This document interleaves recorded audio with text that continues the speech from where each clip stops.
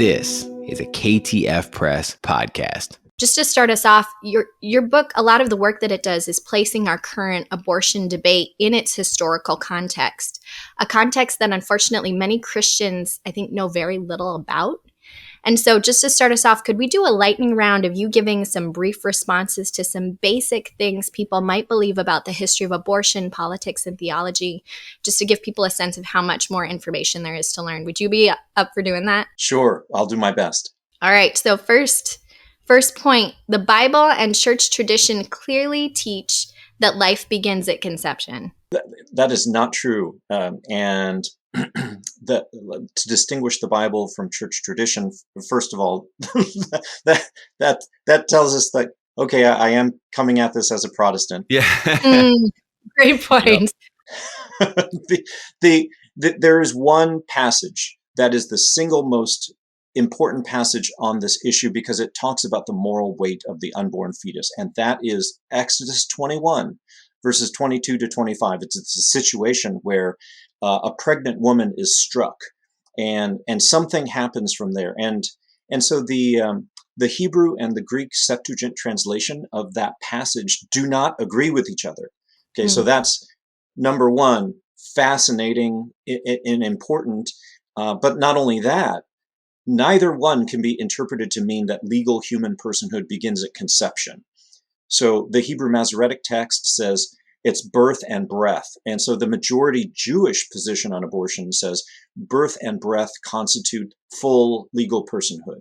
And then the Greek Septuagint says something about fetal formation, which is difficult to understand exactly what it has in mind. So but in any case, the idea that the Bible teaches that full human personhood begins at conception is not true. And then you get into church tradition. So broadly speaking, the Greek East and the Latin West went in different directions on the fetus and abortion because they relied on science, the science of their day, and different scientific influences. And in a nutshell, the Galen and Hippocrates were influences on the Greek East, and Aristotle was an influence in the Latin West, and they had a difference of opinion, and they were aware that they had this difference of opinion, and so church tradition does not agree on what to do.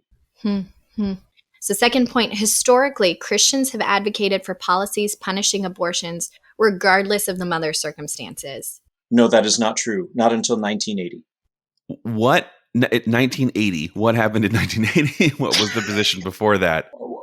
First of all, I should say Catholics and Protestants went in different directions for quite some time. But in 1980, that's when the GOP and the Republican Party used the Southern strategy and abortion to bring in conservative Protestants into the GOP away from the Democratic Party.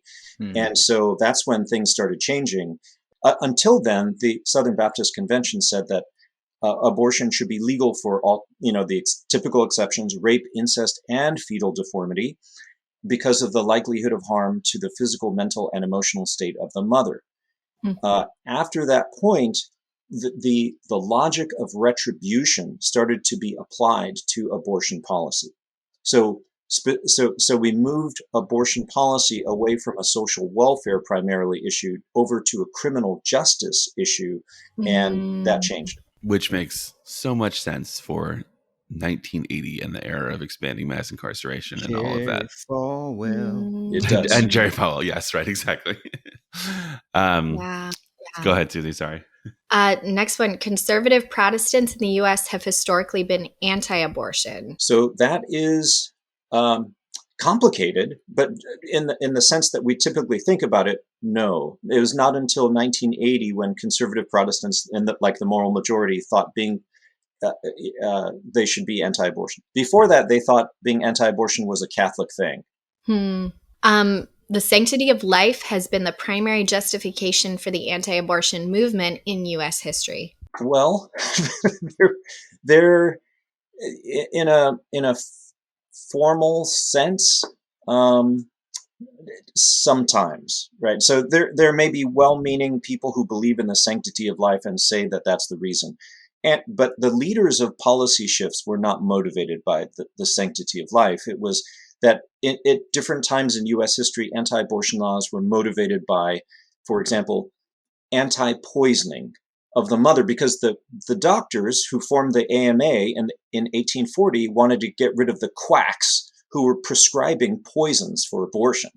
So abortion was kind of used as an issue for other reasons, and historically it's pretty clear that that's how it's been used. So then, meanwhile, the doctors practiced abortion in their clinics. So that's why we know that it was anti-poisoning, not anti-abortion.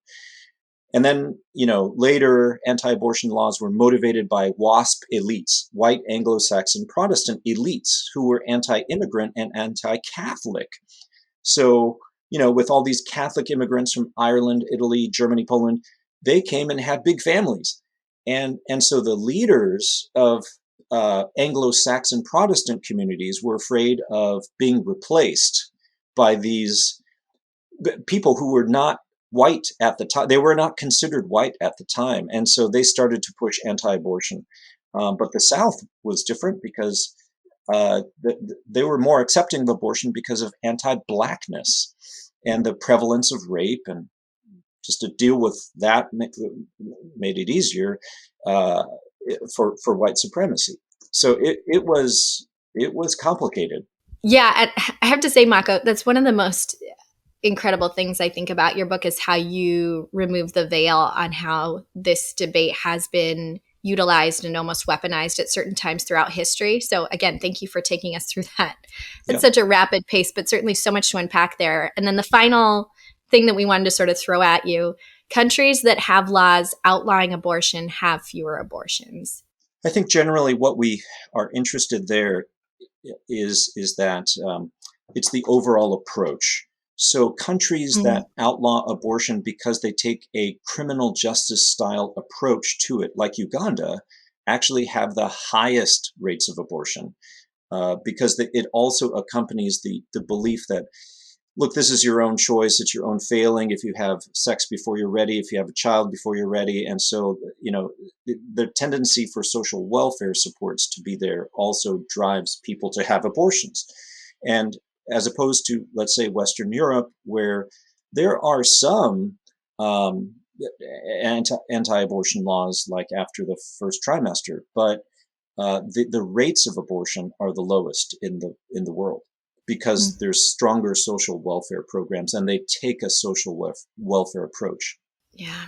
Thank you so much for going through that. I hope that gives people a sense of kind of A, your breadth of knowledge on the subject, and B, how much there is for everybody to learn here, and how important it is for us to learn those things before we jump into giving our opinions on the subject. To hear the rest of the conversation, listen to our podcast, Shake the Dust.